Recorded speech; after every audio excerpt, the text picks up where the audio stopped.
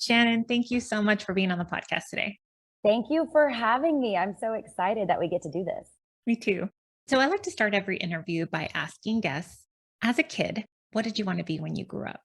When I was a little kid, I wanted to be an actress. I was really Mm, into theater.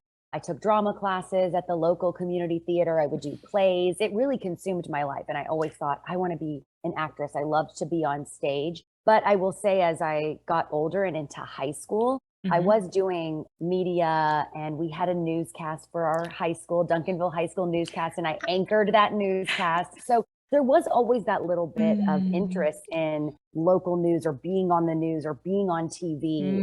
And I mm. always liked writing. I liked reading, and my brain was wired that way. So it did seem like a natural path. But if you would have asked me as a child, I would have said, oh, I want to be an actress. Oh. That's what I thought.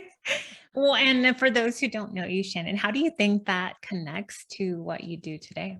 So I am a reporter and anchor for Fox 4 on our morning show, Good Day, here in Dallas. And yeah, I started doing that in high school. And then it was really a teacher who told me, you should consider journalism in college. And I really had Mm, never thought about, I want to be a journalist, but that worked for me. I said, okay. And so then that became my mm. degree. I went into UT studying journalism. And I think it was that teacher who kind of gave me the nudge. And I hadn't Mm. really thought much about what my major would be other than maybe communication, something Yeah. in that realm.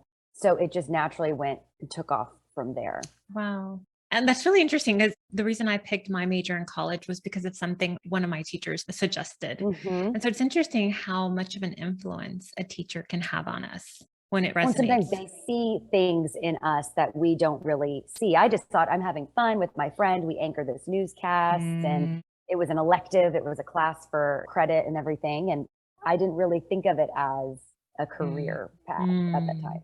So you majored in college in journalism, Broadcast journalism. Yep. broadcast journalism. So walk us through the journey from when you were in college to maybe getting your first job to where you are today. Was it a straight path? Tell us a little bit of your story. So in college, I had some internships at a local news station in Austin. And then I interned at the Ellen DeGeneres show in California, in Yeah, LA. I didn't know that. Yes. Yeah. I never got to meet Ellen, which I know makes it so lame when I tell people that. They're like, what was Ellen like? And I can't tell you. I actually always heard great things about her from, Okay, the people in good. the office. I will say that. So I lived a summer in LA where I did an internship there and another internship with a casting company. But then when it came time to start applying for jobs and graduating, I had a demo reel. I had a DVD that I had made a compilation of all the clips from my internship at the Mm, local NBC station in Austin. okay. And I just started sending it out. I mean, I sent it Mhm. out. I think I had 60 copies of the DVD. And Wow. I mean, hard copies, making the copies on my laptop and in an envelope and with my resume and sending them to Wow. small news markets across Texas, a few out of state as well, but mostly in Texas. And being from here, we're fortunate in this that there are so many small towns, small news markets where you can get your start and get your foot in the door. And at that time, my parents were still living in Dallas. My Mm, friends were in Austin. I had a boyfriend in Austin. I thought I want to stay in Texas. So I just sent out copies of my demo reel, and that was 2009. And there was mm. a hiring freeze. I mean, that's what I would hear from so many people. We're not hiring. We Wow. like your stuff, but we're going to put it on hold for now. We're going to put you in a Mm, file and maybe we'll come back to it because mm. everyone was on a hiring freeze. We were in a recession. It was a really tough time to Wow. get a job. So it took about 6 months until I got a job in Midland, Odessa, out in West Texas. I had never been there. It was 5.5 hours away. I didn't know Mm. anything about Midland, but I went out there, interviewed, got the job, and accepted it on the spot. Wow. I think That's amazing. I'd done a few other interviews at a couple other small markets. And if they'd offered me the job, I would have taken the job. I would have taken any job. But the one in Midland, in my gut, it felt right. And I Mm, really trusted that instinct, felt that it was the right place for me. And mm. so, I mean, I signed a 3-year contract right then and Wow. there. three Wow. years, which Wow. I thought I was signing my life away. I was like, oh my God, 3 years in this small town. I don't know I mean, anybody here. that's So I signed the contract. And then from there, really, I knew my goal was to get back to Austin. I wanted to be back in mm, Austin. I wanted to work in Austin. And I left my contract a little early. So 2.5 years later, Okay. ended up getting a job at the ABC station in Austin, which that was networking. I got to know all of the news directors there. I really did everything I could to follow the news there. And I got to know reporters who worked there. I would ask for critiques and feedback and advice. And if there was any kind of journalism conference and there was someone from Austin speaking, I was front row, front and center, asking questions, afterwards Wow. introducing myself. Like I was a Wow. crazy networker, Lupe. Like I Mm. was after it. And that's what worked for me too, because that's how I got to know the news director there. And then as soon as they had an opening, he called me that day and said, when can you Wow. start? And yeah, and then from there, a few years in Austin, I started getting hungry for something more. I knew I needed a new challenge, which at the time when I started in Austin, I didn't think I'd ever leave. I thought, I've made Mm. it. This is my goal. And look Mm. at me. I made it. I'm in Austin and this is it. This is the dream. Mm. But after a few years, I really needed more of a challenge and I wanted Mm. to make more money, frankly. Mm. And to Yeah. do that, Yeah. you got to keep moving up. So To bigger markets. yes, yeah. So I started applying and looking around, and the opportunity came up in Dallas. And at that time, I had that imposter syndrome of like, Mm. Dallas is calling me. Because I hadn't even Mm. applied. I have an agent, and she called me and said, hey, Fox 4 Dallas wants to do an interview. They want to talk to you. And Wow. I couldn't believe that. I did not think that I was good enough to be in Dallas.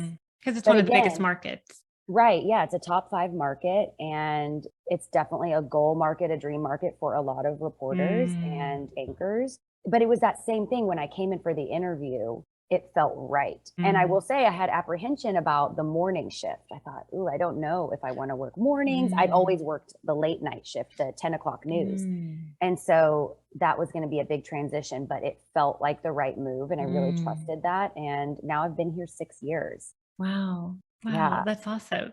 Well, there's a couple of things that stood out as you were telling your story that I'd love to kind of dig in and highlight. Yeah. You said you sent out your CDs to you sent out about 60, let's Yeah. say. I thought, wow, that's a lot of putting Yeah. yourself out there. And how did you know to do that and not to be discouraged, right? So after you didn't get maybe a call back after the first 5, let's say, to keep going. Right. And it was pretty well at my internships and in my journalism classes in school, Yeah. everyone said, you apply everywhere. I kind of knew Mm. you need to have 50 to 60 tapes Mm. and you just send them out everywhere. It's not one of those things where you go look online and say, oh, okay, they have an opening. Let me apply Okay. there. You just Mm. send it out everywhere because a lot of times, and maybe this is common in other industries too, stations will post that they have a job opening maybe after they've already kind of thought about who they want. They already have Gotcha. their eye on Oh, someone. They've been interesting. talking to Yes. people. There's Yes. everything is who do you know and networking and Yes. not always, but in my case it was. And so I just knew I got to put myself out there. And if there is an opening, maybe they'll remember me, they'll call me, maybe they'll Mm. find something for me. And in those small markets, there's turnover a lot. So young Gotcha. reporters moving on to the next thing, and then someone new can start. So yeah, I had been guided by other Gotcha. reporters and anchors. That's the way it The worked. way I to know do it's, and I will say it is so different now. Obviously, people don't send DVDs, they have a link, they have a website. And really, younger reporters are now getting hired in bigger markets and people Gotcha. are moving up much faster. So things have changed a lot from when I started 12 Mm. years ago. Well, the other thing that I love that you highlighted was the networking piece and that Mhm. you networked a ton. Do you mind speaking more about the power of networking? Because I think that as I'm coaching clients who are doing career pivots, a lot of the time, that's actually not the first thing they're doing. They're actually working on their resume, applying to jobs on their Mhm. websites or on job search sites on LinkedIn. But when I start maybe suggesting the networking piece, it's this uncomfortable thing for a lot of people. And Right. so I love that you shared that that was a big part of you getting that job and that Lupe, you were so specific. I had no shame. I had no shame. I would email everybody. I was How did you do that? Even for the podcast, I know we like know each other, right, on social yeah. media. And I struggled. I'm like, should I message Shannon? I don't know. What Oh if my she says gosh. no? So I'm how did you? offended it took you so long to ask me. I literally was like, sometimes I don't reach out to people because I'm like, oh, if they say no, it's gonna hurt. So I'd rather just But like that's the worst they can say, right? I feel like someone maybe gave me the advice of start reaching out, especially when it Mm, came to, what I think a big part of it was, I remember covering a big story in Midland, Okay. and there were reporters from all over had Mhm. come out there, and there were some reporters from Dallas there. I was really nervous, but I was like, I'll go talk to them. Mm. And it was actually Jason Whiteley. I'll go ahead and just like call him out. He still works in this market, but he's awesome. And I went and Mm. started just chatting with him, introduced Mm. myself, and I think he gave me his card or something. And so I followed up a couple days later, sent an email with a few links to some stories I'd done. And I said, hey, I would love your feedback. And he wrote back and gave me a long, detailed, Wow. response. And So generous. I will say, because of that, and because of other reporters, that he wasn't Right. the only one. There were several others who I reached out to just cold, Yeah. and they would respond. And I remember that. And now I always pay that forward. If Mm. any reporter emails me and sends Mm. me an Instagram message, I try to respond, and I Yeah. encourage them. I say, hey, send me some stuff. I'm happy to look at it. And Mm. I will always take the time to watch it and Mm. give a thoughtful response, because so many people did that for me. Wow. And I take a lot of pride in this industry, and I want it to continue flourishing. And I don't want people to feel discouraged, because it can be hard when you're not Yeah. making any money and you're stressed and you're busy. And I remember what that was like in those small markets. And so every time we have interns, I always encourage them, if you really love this, if you really want it, just keep going, because it gets a lot better. It does get better. You can make money, I promise, one day. Yeah. Well, and I love that you said I had no shame, right? Oh, Like, no.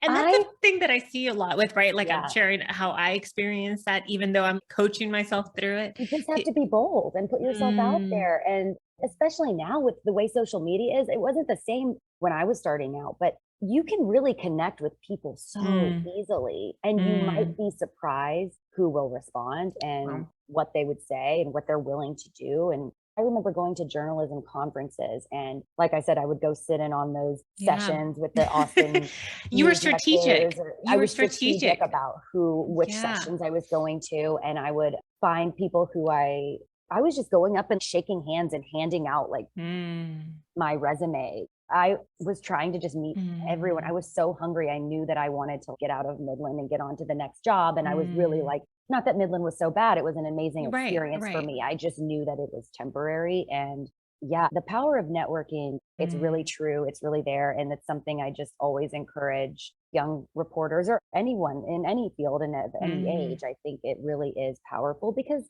even still, I like to know everybody. I know all the Mm. reporters from the other stations.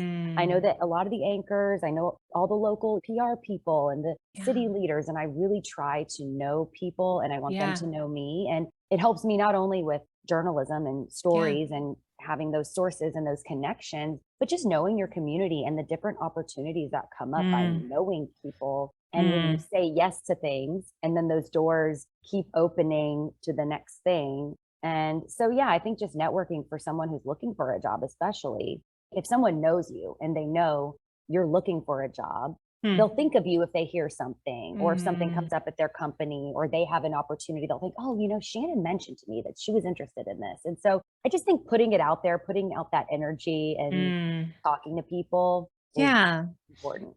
It's interesting because you said not only just meeting people, but you said telling them what you want, what you're looking Hmm. for, so that they have that in the back of their mind. Oh, Shannon's looking for this type of opportunity. I thought that's interesting because a lot of people, I'll hear this come up in conversation too, is I don't want to tell people my dream because they might judge me. So it's interesting that you're saying tell people what you're looking for, put that And energy that out goes for there. like not even just careers, but your personal life. I mean, if you're Mm. single, you're looking, say to your, hey, I'm looking for this person.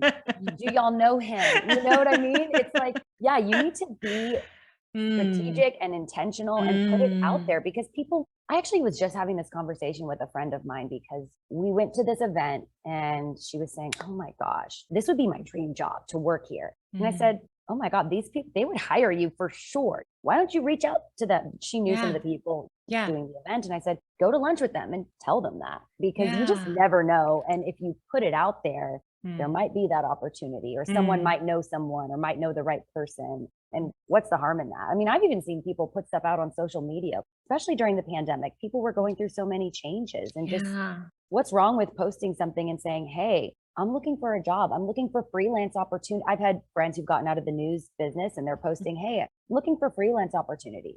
I can do content creation. I can do on camera work. I can do behind the scenes, putting it out there because you just never know what will come from that. The other thing that's coming to mind as you're talking is I'm reading a book and it's talking about how when we really desire something, the power of our thoughts and how determined we are, how persistent to not give up. And that's coming through for you. It's coming through that you're persistent, you're dedicated. You are like thinking, this is what I want. I'm not going to give up. I'm going to hustle. I'm going to have no shame. I'm going for it. Yeah. And I'm a very direct person. And I know you interviewed Hannah Davis from Good Morning Texas as well. She's my best friend. And she always is telling me like, gosh, Shannon, you're so direct. It is. It's like my strength and my weakness, because sometimes maybe I need to like calm down a little bit. I'm a little too honest or a little too blunt with people, but I just don't even know how else to be. But yeah, I think it goes along with that, just sort of being bold and putting myself out there. And I'm really not so worried about people saying no or me or feeling embarrassed about that. I got over that a while ago. I love that. One of the things I also observe about you via social media and just from knowing you is that there's a passion there for the work you do. It comes through. Even in your stories, you're informing your audience about what's going on locally. Sometimes, to be honest, I get my local news from you. You're my source. Do you know that that's how this all started with the Instagram news updates, was that someone told me that, a while ago. And I was like, well, I'm not even posting that much news.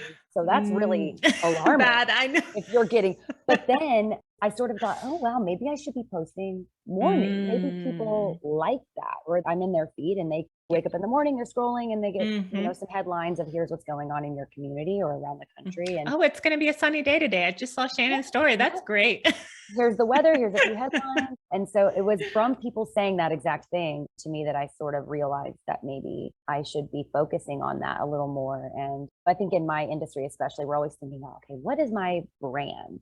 Right. What can I provide? What can I give? What can I do on social media? And for me, it's a little more obvious. I'm a news reporter. So why am I not posting news on Instagram? I thought, oh, that's for Twitter. Then I'm doing news on Twitter. And then Instagram is like my behind the scenes photos and pictures of my dog. And then I realized like, oh no, I can still do news on Instagram and maybe it looks a little different, but you're serving.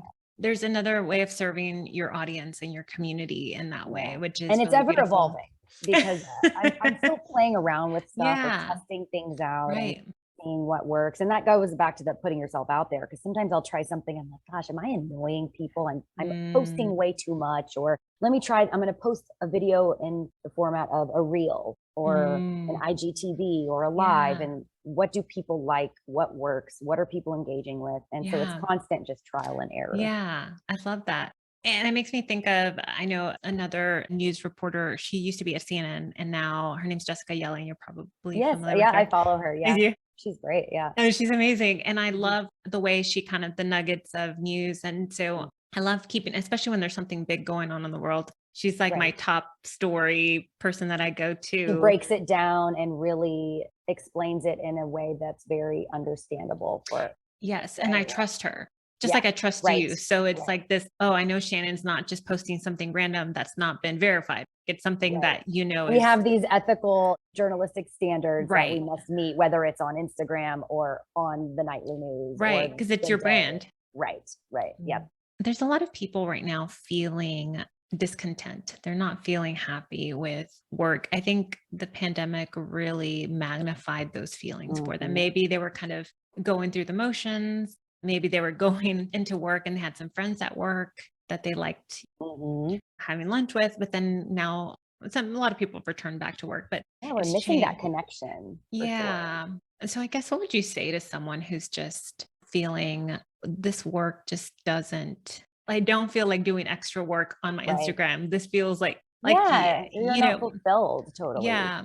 Well, first of all, I would say I don't always feel satisfied or fulfilled by my job. I know that it can come off like, oh, Shannon's living her dream job, her passion. It doesn't always feel like that. Sometimes it just thank you for sharing that. So sometimes it just feels like a job. And Yeah. sometimes it feels like I'm bored or Mm, I'm in a rut or I'm not where yeah. am I going from here? And Yeah. that's why you and I had a couple conversations during the pandemic because I was also feeling that. I was feeling like I wasn't challenged. I was Mm, bored. I was looking for more, but I didn't know what that looked like. mm, And I think that's part of where the social media aspect was born as well. Just me looking to do a little more and think outside the box of what I could do.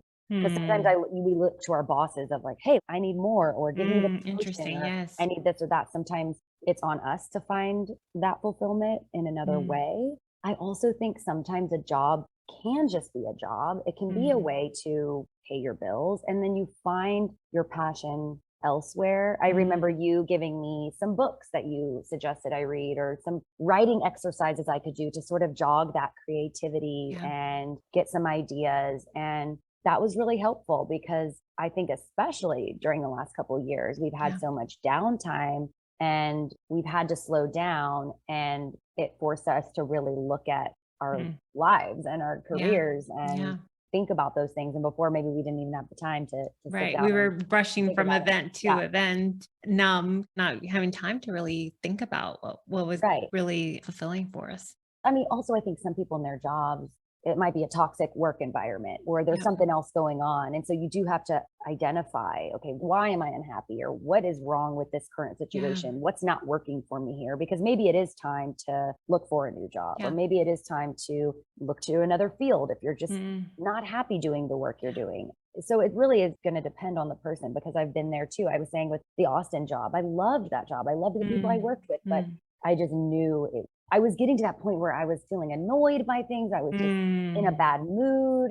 I felt like I was being that toxic person who just wasn't happy and was complaining. And mm, then I realized, okay, it's not everybody else. Maybe it's time for me to move mm, on and find a new path, find something else, find a new job. mm, And so I think it's really important to just identify mm. what's really going on, first of all. Yeah. Yeah. And then I love that you shared kind of what you were feeling. You were frustrated at everyone. How do you know that it's time? One of the other things I wanted to make sure I asked you about is I'm so impressed by the way you speak, the way you hold yourself. I'd love you to share a little bit about that. Is it something that I'm sure, obviously through work, but one of the things I'd love to work on is just kind of that poise you have and that confidence and the way you talk. I admire that a lot. And I'd love to hear what you You're have to sweet. say.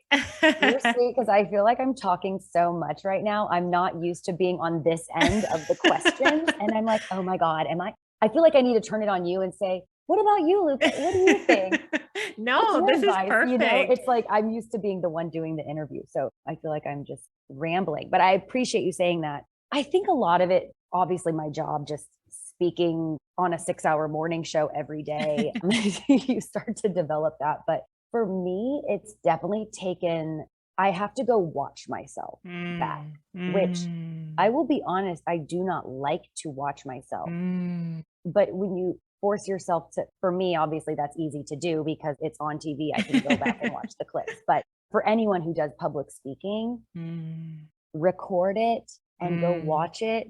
For me, at least, it is painful. I don't like watching myself, but you have to do it because it helps you to see, okay, talking with my hands too much, which I do that, but mm, I'm talking with my hands too much, or I'm using these filler words, or I am talking too fast, or, oh, maybe mm, that outfit didn't really look the best on TV, or any little thing, but just sort mm. of perfecting that. It's just over the years, watching myself and remembering to slow down. I have to constantly just try to slow things down a little bit. And like I said, it can be hard to watch yourself, but it just is so important because that's how you get better. That's the way you do it. And also just remembering before I do a live shot, I try to remind myself, okay, you're the authority on this topic. You know Mm, what you're talking about because when you get in your head, mm, that's when you stumble or that's when you overthink it or you lose your train of thought because you're not thinking about the fact that I know what I'm talking about. I'm the mm, expert on this. I'm doing mm, this interview for a reason or whatever it is, or I'm doing mm. this live shot because I'm here doing this job and I've done the research and I know what I'm talking Right. about. But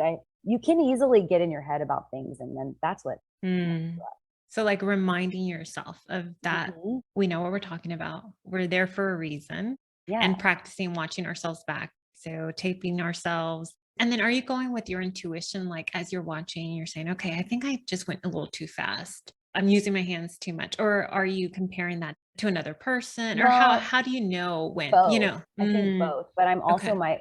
like most people, I'm my own worst critic. So Mm, something that might not bother a viewer or they wouldn't yeah. even notice, Yeah. I will see it and be like, oh, cringe. Why did I Mm, say that the way that I said it? I am a grammar freak. And so if I say something incorrectly, that's going to keep me up at mm. night. Um, so it's little stuff like that that maybe would bother me and may not bother the next person in the same Mm, way. But mhm, my boyfriend works in real estate and he's mhm. done some interviews with the local news, not on Fox 4, but on some other stations. And I've told him these things. I'm like, I think he did one where he sort of stumbled over some words and he told me, he Yeah. said, oh, I lost my train of thought. I just Yeah. forgot even the question that they asked, which Yeah. that happens a lot. And, I interview people all the time and you see it happen. Mm, But that's when you forget, oh, instead of thinking about, oh, I'm on TV right now, or I'm doing this interview, just yeah. remember you're having a conversation with someone. Mm, You know what you're talking about. You're the expert.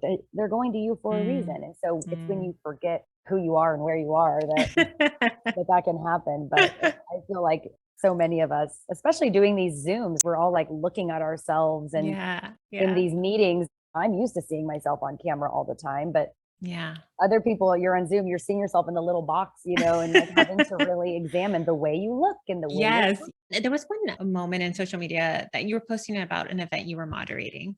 Mhm. And I think you mentioned something like you felt like an imposter because you were moderating these really impressive women. And I thought it Yeah. was so generous of you to share that feeling with your audience, that you felt this kind of like, oh, these women are Mhm. doing things that are in your mind were more impressive, or you were intimidated, or whatever it Right, like, was. who am I to Yes. be moderating a panel of this women's empowerment breakfast? It was a Mm, fundraiser for Girls on the Run, which is an organization I'm a volunteer with, I'm a coach with, and do a lot with them. And so it's an organization that I care about a lot, and I wanted the mm, event to go well. And they'd asked me to moderate this conversation among some very impressive, powerful women. And it was a no brainer. I said, yes, of course. I yeah. love that. That's great. And then as the day came closer, I started getting really nervous. Like, Mm. this paralyzing kind of gut feeling, where you're like, I don't want to do this. Why am I doing this? Why did I agree to this? Yeah. I Yeah. don't know why, Yeah. because I've done so many events and you have that nervous energy or the Yeah. anxiety every Yeah. time. And I think that's a good thing to have. At least I have it every time. And I know that I have that because I care and I want Yeah. it to go well. Yeah.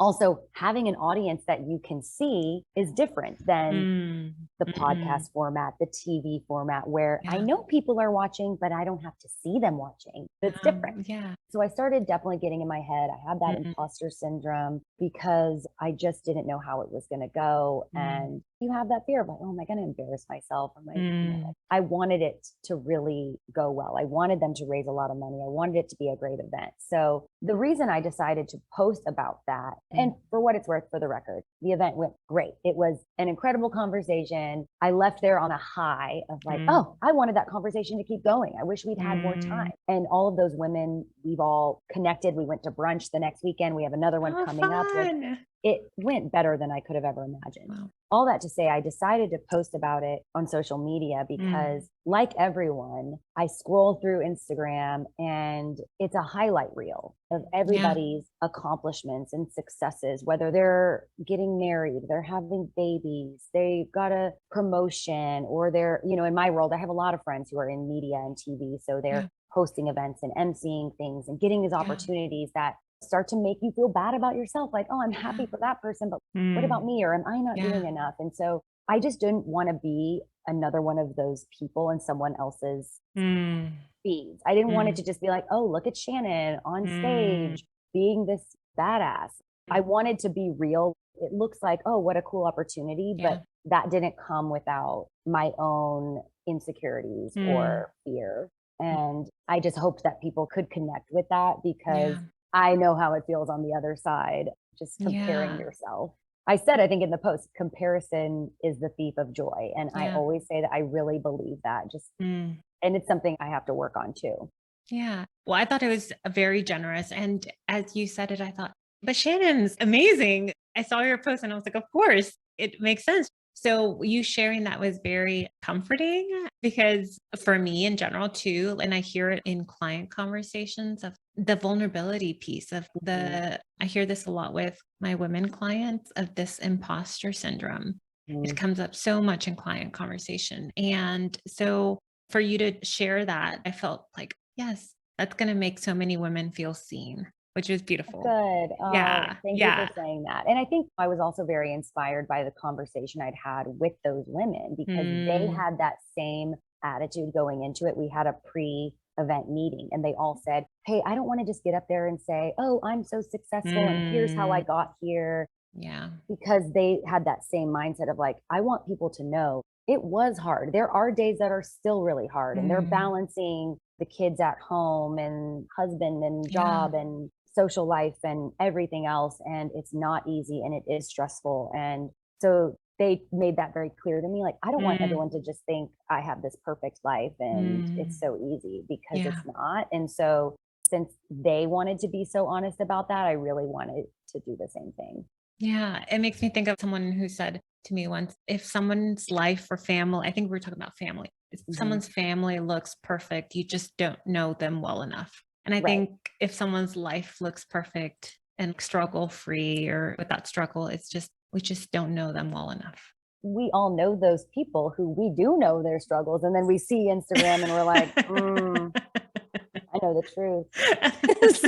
So yeah, Instagram is Yes. take it with a grain of salt because Yes. we all know some people are getting more real on there, I think, which is nice to see. But Yeah. other people are just posting beautiful, filtered, edited photos, and that's not Yeah. real. Yeah. That's not real Yeah. life. Yeah. It makes me think too of being a parent, like the newborn phase or having kids. It is stressful. It is Yeah. challenging. It is hard and beautiful, Yeah. obviously. But then we post the beautiful newborn photos and Right. like, yeah, but we haven't slept. We're so stressed. So Like yeah, I think, Instagram versus reality. Like you yeah. got to have two pictures side by side. Okay. Yeah. Awesome. Was there anything else that you'd love to share with the audience listening? My intention with the podcast is to help people find work that lights them up, to go after their dreams, to step outside of their comfort zone. Is there any last thoughts you'd like to share with the audience? Hmm. I mean, I think that, like I was saying earlier, while your job can be a passion for you or Yeah. a priority for you, it doesn't Yeah. always have to be because there are just different seasons in life. Yeah. And that's something I'm really coming to the realization of. I think currently I'm 34 years old. I've been doing this now for more than a decade. And there Mm. were times where work was everything. And that was all Mm. I cared about and all I was doing. And I would work double shifts and didn't bat an eye. Mm. Now I've gotten to a point where I'm much more intentional about things. I'm also Mm. focused on happiness outside of work and my Mm. relationships. And, I want to start a family and Mm. even just my friendships or working Yeah. out or my dog, my other passions. And so I think there is just a season for everything. Mm. So that's something for me personally that I've had to really think about lately. Just Mm. there have been opportunities that I haven't gotten at work, opportunities, promotions that I didn't get. And it seemed like the worst thing in the world. And Mm. so I've had to really think about what makes me happy. And I don't want to just rely on my job to fulfill Mm. me. And Mm.